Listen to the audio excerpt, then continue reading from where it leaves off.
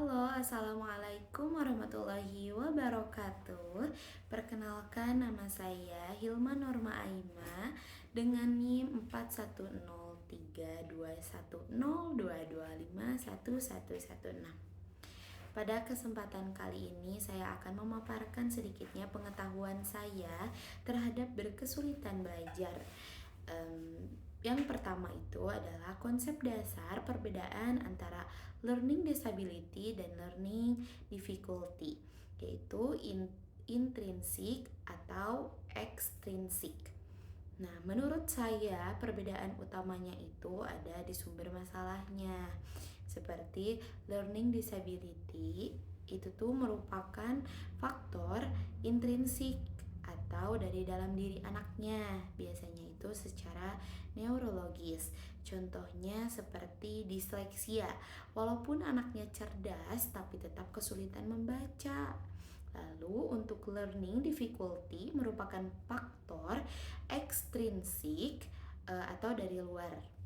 Misalnya itu seperti metode guru yang kurang cocok, lingkungan belajarnya itu tidak kondusif, atau kurangnya motivasi.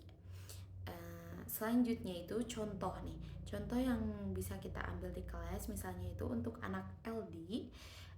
Anak itu sulit untuk membaca meskipun sudah berkali-kali. Nah, itu kemungkinan disleksia gitu. Jika difficulty itu tuh dimana kondisi anak susah paham karena guru terlalu cepat menjelaskan. Jadi bukan karena gangguan penyebabnya, tapi karena kondisi belajarnya. Lalu yang kedua itu adalah ada hidden disability. Kenapa sih disebut hidden? Karena gangguannya itu tidak terlihat secara fisik, tapi nyata dan berpengaruh ke pembelajaran. Misalnya itu disleksia atau ADHD ya. Implikasi ke gurunya itu, nah seharusnya guru itu jangan langsung ngejudge anak malas atau enggak mau belajar.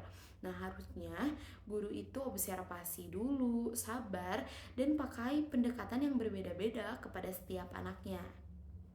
Selanjutnya itu ada mitos dan fakta ya mengenai anak dengan berkesulitan belajar. Nah, mitos pertama itu misalkan anak kesulitan belajar itu bodoh. Nah, tapi faktanya banyak dari mereka itu punya IQ normal bahkan tinggi loh. Cuman memang cara otaknya memproses informasi itu berbeda. Nah, untuk mitos yang kedua itu yaitu anak bisa sembuh sendiri kalau dibiarkan. Nah, faktanya itu tidak. Faktanya itu perlu intervensi khusus. Kalau tidak, justru anak itu akan makin tertinggal. Dampaknya, kalau guru percaya mitos ini, anak jadi tidak dapat bantuan yang tepat. Jadi kepercayaan dirinya akan menurun, bahkan bisa jadi membuat stres. Lalu selanjutnya ada klasifikasi kesulitan belajar. Nah, menurut saya jika berkesulitan belajar ini ada dua. Pertama itu yang perkembangan. Perkembangan itu terkait fungsi dasar seperti motorik, bahasa, dan perhatian.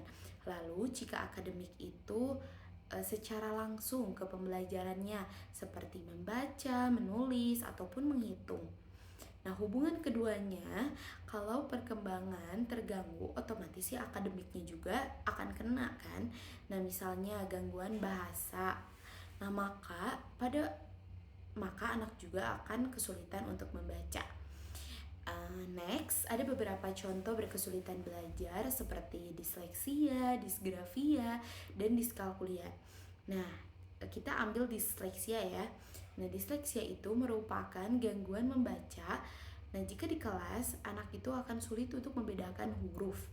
Nah, huruf itu sering kebalik seperti B dan D atau semacamnya. Terus anak akan lambat membaca, sulit memahami teks. Dampak yang terjadi itu anak akan tertinggal dalam setiap pembelajaran karena hampir semua belajar itu kan membutuhkan membaca ya.